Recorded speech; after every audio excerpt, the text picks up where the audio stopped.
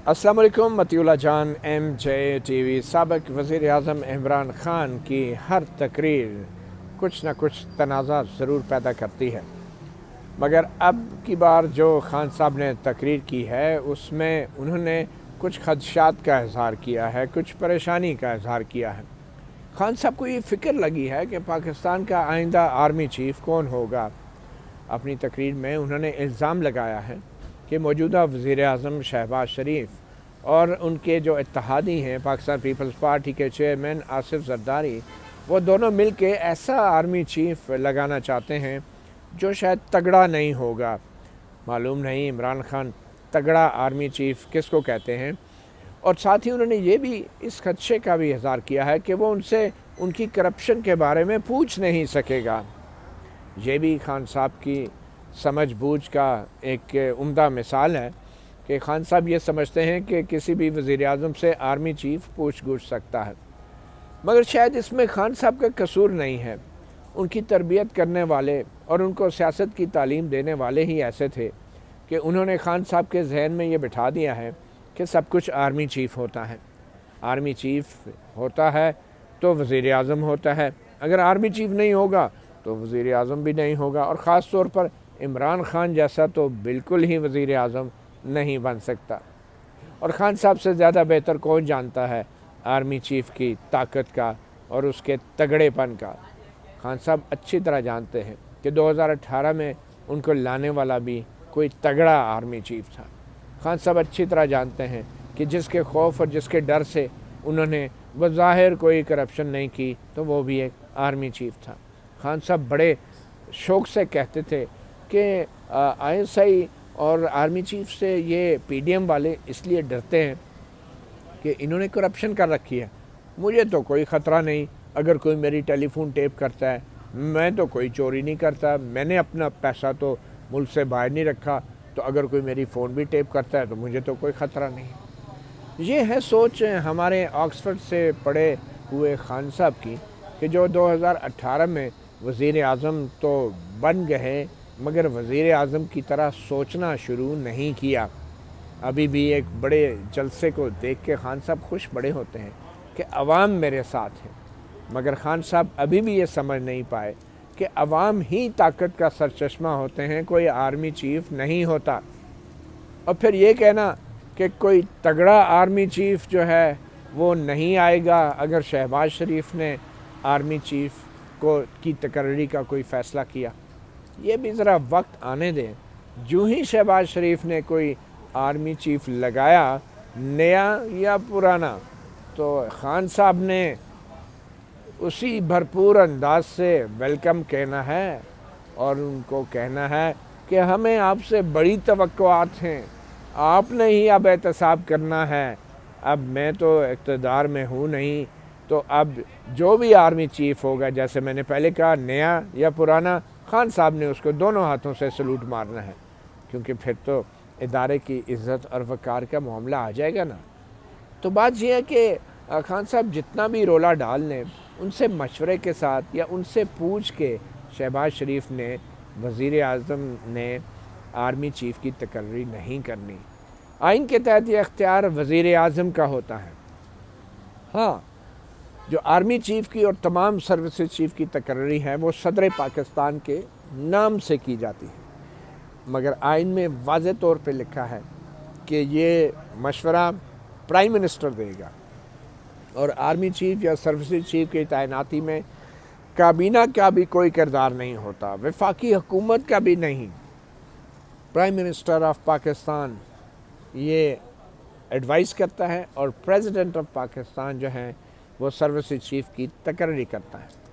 तो अब आपको समझ तो आ गई होगी कि प्रेसिडेंट आरिफ अलवी ने फौरी तौर पे क्यों वजाहत कर दी, अपनी पोजीशन क्लियर कर दी, क्योंकि अगर शहबाज शरीफ ने नए या पुराने आर्मी चीफ़ को लगाना भी है तो वो प्रेसिडेंट ऑफ पाकिस्तान के नाम से ही लगना है, और ये समरी जानी प्रेसिडेंट के पास ही है। और आइनी तौर पे प्रेसिडेंट प्राइम मिनिस्टर या वफाकी हुकूमत की किसी भी समरी को जो है वो वापस भी भेज सकता है, और आरिफ अलवी साहब ने भेजी भी है, आपको याद होगा, गवर्नर की तकर्री और उसको हटाने के हवाले से। مگر یہ ایسا معاملہ تھا کہ یہاں پہ پریزیڈنٹ عارف علوی 10 دن تو کیا 10 سیکنڈ کے لیے بھی وزیر اعظم کی بھیجی گئی سمری کو اپنے پاس روک نہیں سکتے۔ ان کا بس چلے تو ایسی سمری جس میں نئے یا پرانے آرمی چیف کی تقرری یا توسیع ہونی ہے، تو عارف علوی صاحب تو سر کے بل چل کے شہباز شریف کو سیلاب زدہ علاقوں میں ڈھونڈ کے ان کے کہیں گے لاؤ کدھر ہے سمری، مجھے دو میں دستخط کروں۔ تو عارف علوی صاحب نے درست طور پہ کہا کہ عمران خان اس بات کی وضاحت کریں، کیونکہ اس سے پہلے عارف علوی صاحب جو ان کے پیش رو ہیں، جو صدور رہے ہیں، ان کا حساب کتاب بھی دیکھ چکے ہیں۔ اور پھر ایوان صدر کے اندر دیواروں پہ جو بڑی بڑی سابق صدور کی تصاویر لگی ہیں، باوردی، بے وردی، باشرم، بے شرم، تو ان ساری تصاویر کو دیکھ کے عارف علوی صاحب اچھی طرح سمجھتے ہیں کہ ملک کی سیاست میں تگڑے آرمی چیف کے ہونے یا نہ ہونے سے کیا فرق پڑتا ہے۔ اور دوسری بات، خان صاحب شاید یہ بھی بھول رہے ہیں کہ 75 سالہ تاریخ میں آج تک جو بھی آرمی چیف لگا اس کو کسی نہ کسی وزیر اعظم نے ہی لگایا۔ اب وہ تگڑا تھا یا نہیں، وہ کسی کا نہیں رہا۔ جو بھی آرمی چیف یا لگا یا وہ خود بن گیا یا خود ٹیک اوور کر لیا۔ مگر پھر خان صاحب کا بھی قصور نہیں ہے، شاید ان کو ایک ایسا آرمی چیف بھی یاد آ گیا جو اتنا تگڑا نہیں تھا کہ اپنی آرمی چیف کے عہدے کو کیری کر سکتا۔ جی ہاں، ہم نے دیکھا کہ جنرل ضیاء الدین، جس کو سابق وزیر اعظم نواز شریف نے بطور آرمی چیف تعینات کیا تھا، وہ اتنا تگڑا نہیں نکلا۔ تگڑے تو جنرل مشرف نکلے کہ جنہوں نے کہا ضیاء الدین صاحب آپ ضیاء الحق بننے کی کوشش نہ کریں، آپ ضیاء الدین ہی رہیں۔ اور پھر جنرل مشرف صاحب نے کہاں جو 3 سال کی مدت توسیع اور کہاں 11 سالہ فوجی دور، 9 سال کا بلکہ فوجی دور۔ تو بہرحال عمران خان صاحب کی تقریر پہ ہم جتنی بھی تنقید کر لیں، ہم جتنا بھی ان کو ان کی حب الوطنی پر شک کر لیں، معاملہ یہ ہے کہ ان کی تعلیم اور ان کی تربیت جس اکیڈمی میں ہوئی ہے، جس تربیتی کیمپ میں ہوئی ہے، وہاں سے وہ ایک سیاسی خودکش بمبار بن کے لیے نکل سکتے تھے، کوئی سوجھ بوجھ رکھنے والا سیاستدان بن کے تو نہیں نکل سکتے تھے نا۔ تو خان صاحب پہ میرے خیال میں غصہ نہیں بلکہ ترس آنا چاہیے، بلکہ رحم آنا چاہیے۔ خان صاحب پہ پیار آنا چاہیے کہ جن لوگوں نے جن پتھروں کو انہوں نے عطا کی تھی دھڑکنیں، تو خان صاحب کو زباں ملی تو انہی پر برس پڑے۔ تو خان صاحب جاری رکھیں اپنا کام، اور خان صاحب کی تقریروں پہ پابندی لگانا بھی مناسب نہیں، کیونکہ جب تک خان صاحب بولیں گے نہیں تو عوام کو پتہ کیسے چلے گا کہ خان صاحب کہاں کے تربیت یافتہ ہیں، کہاں کے فارغ التحصیل ہیں، اور پھر قوم کو پتہ کیسے چلے گا کہ اس ملک کے ساتھ کیا کیا تجربے ہوتے رہے ہیں۔ تو خان صاحب کی تقریر کے اوپر سیاستدانوں کا رد عمل تو آیا، مگر اسلام آباد ہائی کورٹ کے چیف جسٹس اطہر من اللہ کا بھی رد عمل آ گیا۔ کچھ زمانہ تھا جب کہا جاتا تھا کہ جو ججز ہیں وہ اخباریں نہیں پڑھتے، ٹی وی نہیں دیکھتے، کیونکہ اس سے ان کے فیصلوں پہ اثر پڑتا ہے۔ مگر اب تو ماشاءاللہ رات کو ٹی وی ٹاک شوز بھی تمام دیکھے جاتے ہیں، صبح اخباریں بھی پڑھی جاتی ہیں، اور پھر کمرہ عدالت میں آ کے ایک اپنا ہی ٹاک شو شروع کر دیا جاتا ہے۔ چیف جسٹس اطہر من اللہ نے جو ریمارکس عمران خان صاحب کی تازہ ترین تقریر پہ جو رات کو ہی ہوئی تھی اس پہ دیے، بات تو انہوں نے ٹھیک کی کہ اگر خان صاحب اس طرح سوال اٹھاتے رہیں گے اپنی عسکری قیادت کی حب الوطنی پر، تو پھر یہ معاملہ تو ادارے کے لیے بلکہ ملک و قوم کی سلامتی کے لیے بھی غلط ہے۔ مگر چیف جسٹس اطہر من اللہ صاحب کی بات تو سچ ہے، پر بات ہے رسوائی کی، اس لیے کہ جج کو اس طرح کے ریمارکس نہیں دینے چاہیے۔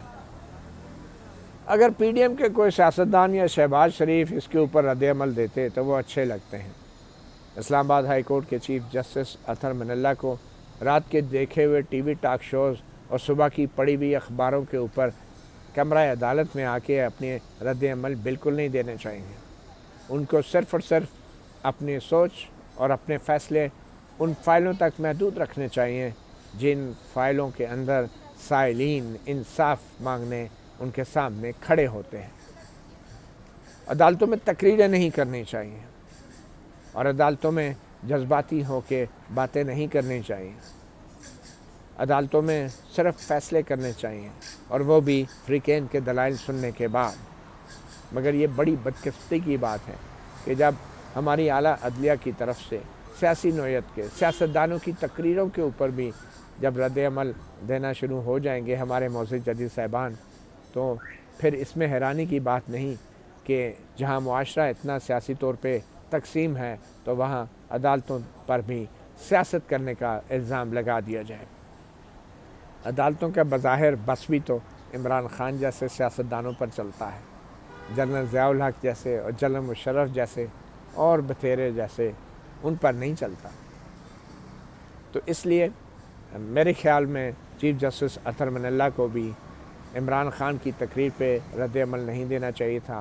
شاید چیف جسٹس اطہر من اللہ کو اس بات کا خدشہ تھا کہ عمران خان صاحب نے جو بھی تقریر کی ہے اس کا الزام چیف جسٹس اطہر من اللہ پہ بھی لگ سکتا ہے، کیونکہ انہوں نے ہی اجازت دی تھی خان صاحب کی براہ راست تقریر نشر کرنے کی۔ مگر چیف جسٹس صاحب کو اس پہ پریشان نہیں ہونا چاہیے تھا، کیونکہ انہوں نے جو اجازت دی تھی وہ آئین اور قانون کی تشریح کر کے دی تھی، ایک بنیادی انسانی حق کی آرٹیکل 19 کی آزادی رائے کے تحت دی تھی، نہ کہ خان صاحب پہ کوئی احسان کیا تھا جس کے بعد خان صاحب کے جو تقریر ہے وہ غلط ہو گئی اور چیف جسٹس صاحب نے شاید یہ سوچا ہو کہ اس کو نہ ہی اجازت دیتے براہ راست تقریر کرنے کی تو اچھا تھا۔ تو اس لیے چیف جسٹس صاحب کو بھی بظاہر خان صاحب کی تقریر کو جو ہے ہدف تنقید نہیں بنانا چاہیے تھا۔ اب خان صاحب کی تنقید ہوگی تو اوپر سے آئی ایس پی آر کا بیان بھی آ گیا۔ اب آتے ہیں آئی ایس پی آر کے بیان کی طرف۔ بہت ہمدردی ہے ہمیں، بڑا ظلم ہو رہا ہے ہماری عسکری قیادت کے ساتھ، کتنے مظلوم ہیں، کتنے معصوم ہیں، کتنے سادہ ہیں، ان کو سیاست میں گھسیٹا جا رہا ہے۔ اب یہ وقت بھی آنا تھا کہ ہماری جمہوریت پسند افواج کو، معصوم عسکری قیادت کو سیاست میں گھسیٹا جا رہا ہے۔ یہ تو واقعی بہت ظلم ہے۔ جو فوجی ترجمان کی پریس ریلیز آئی ہے اس میں کوئی شک نہیں کہ عمران خان صاحب کے جو الفاظ ہیں، جو الفاظ کا چناؤ تھا، اس سے براہ راست فوج کی عسکری قیادت کے کنڈکٹ اور ان کی انٹیگریٹی اور ان کے کردار پہ سوال اٹھائے گئے جو نہیں اٹھانے چاہیے۔ مگر خان صاحب نے تو صرف سوال اٹھائے۔ جو لوگ خان صاحب کو لے کر آئے انہوں نے تو بغیر سوال کے بھی ایسے ایسے کام کیے ہیں کہ جس سے خان صاحب کی تقاریر بھی شرما جائے۔ ملک کی 75 سالہ تاریخ کسی کو بھولی نہیں ہوئی۔ صرف پریس ریلیز جاری کر دینے سے نہ تو کوئی نیوٹرل ہوتا ہے، نہ تو کوئی جمہوریت پسند ہوتا ہے۔ وقت آ گیا ہے کہ خان صاحب اب ایک تقریر ایسی بھی کر ڈالیں جس میں وہ یہ مطالبہ کریں کہ فوجی قیادت کو سیاست میں گھسیٹا نہ جائے بلکہ سیاست سے گھسیٹ کے باہر نکالا جائے، کیونکہ جب تک ہم اپنی غلطیوں کا ادراک نہیں کریں گے، اپنی غلطیوں کا اعتراف نہیں کریں گے، ہم لوگ عمران خان جیسے سیاستدانوں کی تقریروں پر بھی ہماری قومی سلامتی کا وضو ٹوٹتا رہے گا۔ مطیع اللہ جان، MJ TV سے اتنا ہی، اجازت دیجیے، اللہ حافظ۔